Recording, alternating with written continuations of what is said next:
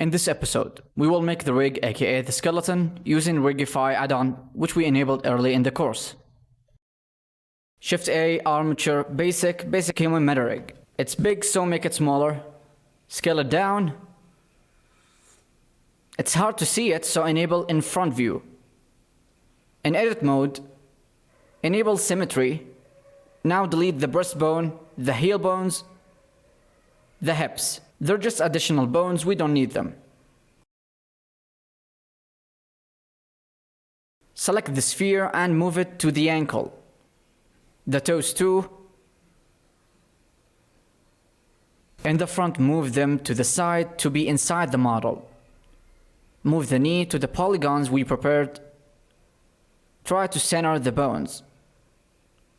Move the head of the thigh to the middle of the butt. Also, never move any middle bone on the x-axis, only the z and y. Lower the base bone to the middle of the crotch. Leave an even space between the spinal bones.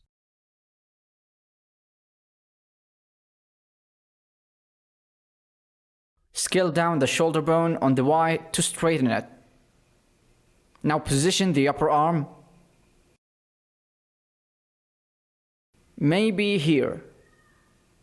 Now the elbows and the wrist. Now go to the side and fix it on the Y. Same for the elbows. Notice I put it in the elbow loops we prepared before. Imagine a vertical line that starts from the neck. This is the position of the head of the shoulder bone.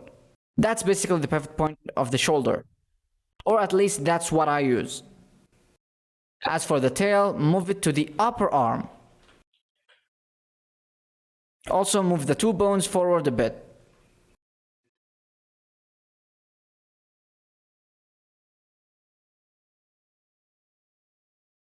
Now I'll move the spine bone, and as I said, don't move it on the X. Move it only on the Y and Z. If you move it on the X, it'll become asymmetrical. Move the base down.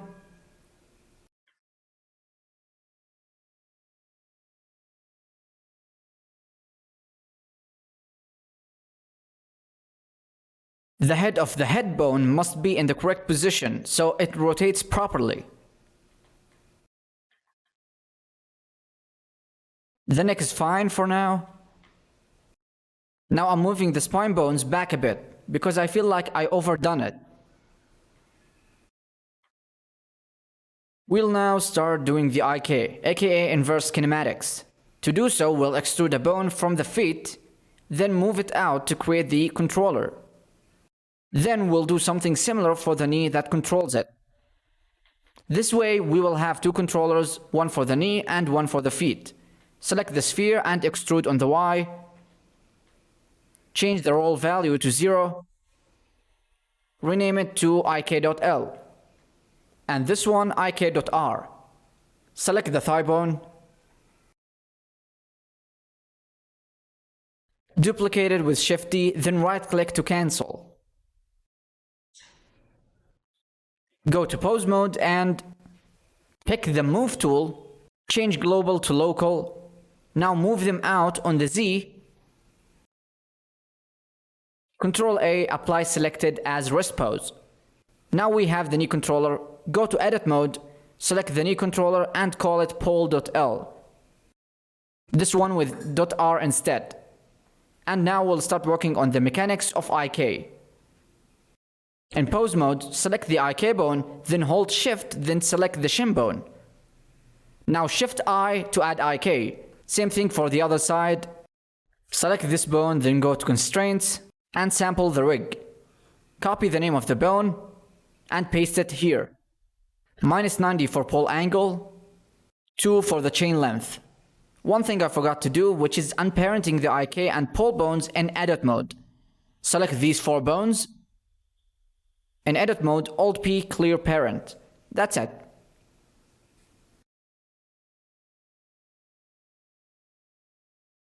Now it's working.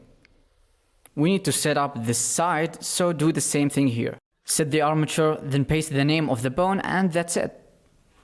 -90 pull angle, chain length of 2. Now it's working properly along with the knees. Since these 4 bones are only for controlling and we won't use weight paint on them, select them and in Bone Properties, hold Alt then untick Deform. It'll disable Deform for these bones. Now select the feet bones and hold Alt then untick Inherit Rotation. Now the feet bones will not take the rotation of their parent. Now select the IK bone, then the foot bone and Ctrl Shift C, pick child of. Same thing here. Now the foot will be the child of the IK bone and follow its rotation.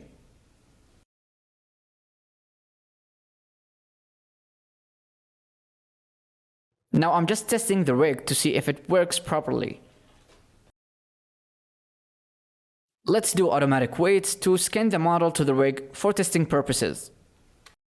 Select the model first, then Shift select the rig. Ctrl P with automatic weights. Now it should work in pause mode. Not perfect, but gets the job done. Testing the mechanics of the shoulder. Now I will change the rotation mode for some bones.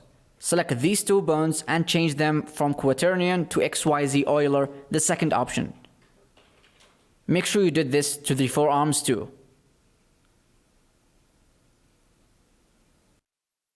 Use the rotation tool to visualize the rotation. At the top it says local and this is important. The forearm should only rotate on the X, so lock all axes except the X. This way it'll only rotate on the X. Same for the shins, switch them to Euler. Lock all except the X.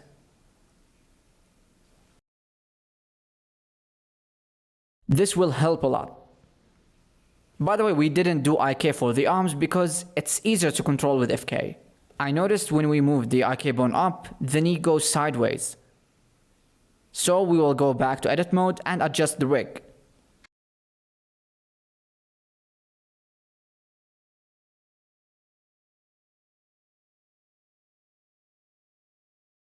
Select all with A, then Alt-R, Alt-G to reset rotation and location respectively. In edit mode, move the head of the thigh a bit right. Now in pose mode, move the IK bone up and C. It's still bad. We'll try to move it a bit to the left now. Maybe to the right a little. Okay, this is decent, I think. Now delete the pole bone and we will remake them. Select the thigh bones and duplicate them. In pose mode, move them out on the Z. Ctrl A, apply selector to rest pose. Change the name of the bones, add .L for the left and .R for the right. Don't forget to add the bone in the constraints.